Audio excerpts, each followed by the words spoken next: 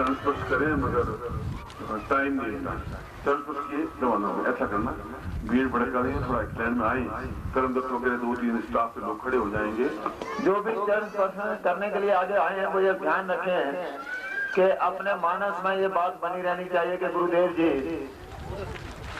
भले ही आज अपना निर्णय थोड़ा बदल चुके हैं, परंतु जल्दी से जल्दी हो सके तो 1 महीने के अंदर अंदर या 2-3 महीने के अंदर सौभाग्य समय ऐसे क्षण हमें मिल सके। अपना मानस बिल्कुल इस तरह बना के रखें। अगर ये आशीर्वाद प्राप्त हो जाए और जरूर आएंगे और आप प्रार्थना मन के अंदर करते रहें कि गुरुदेव हम आपसे यही आशीर्वाद चाहते हैं कि आपका बहुत जल्दी जल्दी हिमाचल प्रदेश में चक्कर लगता रहे, शिविरों का आयोजन होता रहे और हमें आपका आशीर्वाद 2 दिन 4 दिन 6 दिन हफ्ता या बड़े शिविरों का जो प्रोग्राम होता है वैसा हो सके, ऐसा आशीर्वाद हमें सबको देना। क्योंकि गुरु का दर्शन, ज्ञान और आशीर्वाद जीवन की सारी न्यूनताओं को समाप्त कर देता है। भले हम जीवन में कितनी मेहनत करें, कितनी दौड़ धूप करें, जरूरी नहीं कि सफलता मिल जाए, परंतु गुरु कृपा हो तो सफलता अवश्य मिलती ही है। इसलिए बहुत ही अच्छे क्षण हमारे सामने हैं जब हम गुरुदेव से प्रार्थना कर सकते हैं कि गुरुदेव जल्दी से जल्दी हिमाचल प्रदेश में पुनः आए, पुनः ऐसा कोई सौभाग्य मिल सके, आपका आशीर्वाद मिलता रहे और आपका ये ज्ञान हमारे जीवन को ऊर्ध्वगामी बना सके। यह प्रदेश आदिकाल से देवताओं की धरती कही जाती रही है। दुर्भाग्यवश यहाँ पर कुछ अच्छे गुरुओं का कुछ काल से आना ना हो सका, जिसकी वजह से यहाँ के भोले भाले देव स्वरूप लोग कुछ गलत आदतों के शिकार हो गए, गलत चिंताओं में फंस गए और अपने जीवन में जो आनंद, जो मस्ती, जो पूर्णता यहाँ के लोगों को प्राप्त थी वो घटती गई। आज परम पूज्य गुरुदेव जी की वजह से हिमाचल में नहीं, पूरे हिंदुस्तान में, उसके बाहर भी विदेशों में एक नई सोच, नया चिंतन, नया ज्ञान, नई चेतना जागृत हुई है, जिससे मानव जाति क्षण प्रतिक्षण देवत्व की ओर अग्रसर हो रही है। ऐसा सौभाग्य इस लोक के सभी जीवों को प्राप्त हो, यह भी हमारा चिंतन होना चाहिए। क्योंकि इस लोक में शांति तभी संभव है जब जगह जगह शिविर लगे, जगह जगह गुरु जी का ज्ञान लोगों तक पहुंचे, गुरु आशीर्वाद सबको प्राप्त हो, एक सौम्यता का जीवन बन पाए, दौड़ धूप, परेशानियां, द्वेष, ये सब भावनाएं हमारी समाप्त हो और ये समाप्त हो सकती हैं मात्र गुरु ज्ञान से, गुरु कृपा से, गुरु आशीर्वाद से। और उसके लिए आज इन सौभाग्य क्षणों का उपयोग करने हैं। इन क्षणों में सदगुरु देव जी के आगे एक ही प्रार्थना रखनी है, एक ही चिंतन रखना, गुरुदेव आपका हिमाचल प्रदेश में तो आना हो ही, परंतु संसार के प्रत्येक कोने कोने में शिविर लगे, इस धरती के कोने कोने में शिविर लगे, ताकि पूर्ण मानव जाति सारे के सारे दुनिया के लोग एक भाईचारे की, एक ही चिंतन की, एक ही सोच के साथ आगे बढ़ सके। कोई दोष भावना किसी के अंदर न रहे, कोई न्यूनता जीवन में न रहे, चाहे वो आर्थिक हो, चाहे दैविक हो, चाहे भौतिक हो, हर तरीके से जीवन में पूर्णता प्राप्त हो, एक भाईचारे की भावना बने और हम सभी गुरु भाई बहन अर्थात इस धरती के सारे जीव बहुत ही प्रेम के साथ सौम्यता के साथ रह सके। और जब सदगुरुदेव जी हमारे सामने हैं तो ये संभव है, जरूरत है कि हमारा मानस इस टाइप का उनकी कृपा से बने और हम स्वयं इसके लिए अग्रणी बने, प्रयत्न करें। और अगर हम एक कदम चलने का प्रयत्न करेंगे तो निश्चित तौर पे 10 कदम का धक्का गुरुदेव जी हमें देंगे ही, इसमें कोई शंका की बात नहीं। क्योंकि आदिकाल से एक बात आम कही जाती है कि एक घाट में बाघ और बकरी पानी पी सकते हैं बशर्ते गुरु समर्थ हो, गुरु सही हो। तो अगर ये बात सही है तो इसमें कोई शंका नहीं कि मानव जाति, वहाँ तो पशुओं की बात है कि पशु भी सदगुरु मिलने पर, उसके दर्शन करने पर वो पशु भी जो एक दूसरे को खाने को दौड़ते हैं, मारने को दौड़ते हैं, वो भी मित्र भाव पैदा कर लेते हैं, वो भी एक दूसरे सत्र पर छोड़ देते हैं। तो कोई कारण नहीं है कि मानव जाति जो है उसमें ये परिवर्तन ना आए। ऐसा नहीं है कि उनमें ये नहीं आए कि वो एक दूसरे के मित्र बन सकें, सहयोगी बन सकें और आपसे भाईचारे के साथ रह सकें। ऐसा हो सके यह तो गुरु कृपा पर निर्भर है, परंतु उसके लिए हमारा सबका माना, सबका मानना, हमारा मंत्र यही होना चाहिए कि गुरुदेव ऐसी आप कृपा बनाए रखें और प्रत्येक क्षण हमारे हृदय में बात करें, हमारे हृदय को इतना वाइब्रेटेड बना दें, इतना समय पैदा कर रहे हैं हृदय के अंदर, इतनी कोमलता पैदा कर रहे हैं कि वहाँ आप आराम से रह सकें। ना तो आपको हृदय में बैठाना हमारे पास में है, ना कोमलता पैदा करना।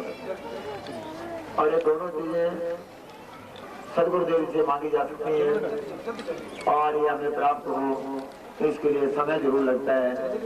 कोई भी ज्ञान है, कोई भी न्यूनता है, कोई भी मैल है, उसको धोने के लिए कुछ समय लगता ही है। और वो मैल हमारे अंदर से जा सके उसके लिए भले ही 2, 4 शिवर, 10 शिवर, 100 शिवर लगे, परंतु वो संभव तभी हो पाएंगे जब आपका चिंतन होगा, आपका मानस होगा इस स्तर का कि गुरुदेव जी आए, बार बार आए और कभी ऐसा सोचे ही नहीं कि आपने फिर से कभी चलेंगे। मैंने कुछ लोगों का मानस इतना सही देखा है। हमारे गणेश बतानी जी हैं बॉम्बे से, गुरु भाई हैं, उन्होंने अकेले ने संकल्प लिया था कि सदगुरुदेव जी हम बॉम्बे में हर माह एक शिविर लगाएंगे। और बिल्कुल हमारे घरे एक सामान्य साधक गुरु भाई ने यह करके दिखा दिया। 1 वर्ष भर शिविरों की श्रृंखला चलती रही।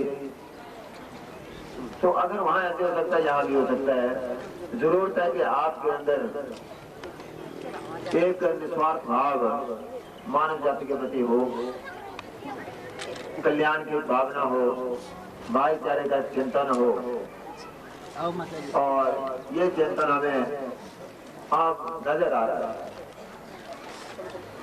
यहाँ 3 दिनों के अंदर जो सौम्यता, जो चिंतन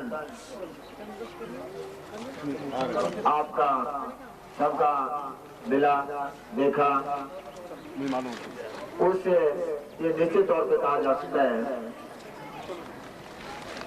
कि आप आने वाले समय में निश्चित तौर पे गुरु आज्ञा का पालन करते हुए मंत्र जप तो करेंगे ही, मन के अंदर एक भावना जागृत करके, एक चिंतन बना करके गुरुदेव से प्रार्थना करते हुए प्रत्येक क्षण अपने जीवन का आगे बढ़ाएंगे, अपने जीवन में अग्रसर होंगे और यही सोच बना के रखेंगे कि गुरुदेव जल्दी से जल्दी आप आए, हम आपके दर्शन कर सकें, आपका आशीर्वाद प्राप्त कर सकें, अपने जीवन की न्यूनताओं को दूर कर सकें। ऐसी कृपा हमारे ऊपर बनाए रखें। सभी गुरु भाई बहन जैसे अभी लाइनें कई कर दी हैं, मैं फिर आपसे अनुरोध करता हूं कि आप एक लाइन में आए, बहुत जल्दी स्पर्श करने का मौका मिलेगा। भीड़ इकट्ठी करके कोई फायदा नहीं और अपना मानस बिल्कुल यही बना के रखें कि आपको जल्दी से जल्दी पुनः मौका मिले। प्रार्थना करते हैं अपने हृदय के अंदर, अपने मन के अंदर, अपने बुद्धि को वहीं स्थिर कर दें तो गुरुदेव जी जल्दी से जल्दी पुनः आए, जल्दी से लग सके। वैसे भी जब भी प्रोग्राम बन सके, थोड़ा टाइम मिले, व्यस्तता भले ही बहुत ज्यादा हो, फिर भी हम अनजान बच्चों के लिए आप समय निकालें, क्योंकि हम अभी तक इस स्थिति में नहीं है कि हम किराया खर्च करके या अपनी नौकरी से छुट्टियां लेकर के बार बार आपको मिल सकें। यह हमारी मनुष्यता है और अगर आपने कृपा की, आपने कुछ समय हमारे लिए निकाला तो जरूर कुछ दिनों के बाद, कुछ वर्षों के बाद हम उस स्थिति में जरूर खड़े हो सकते हैं जहां से हमें न्यूनतम महसूस ही ना हो। और इसमें कोई दो राय नहीं कि जिसने निस्वार्थ भाव से कभी जीवन में आगे बढ़ने का प्रयत्न किया,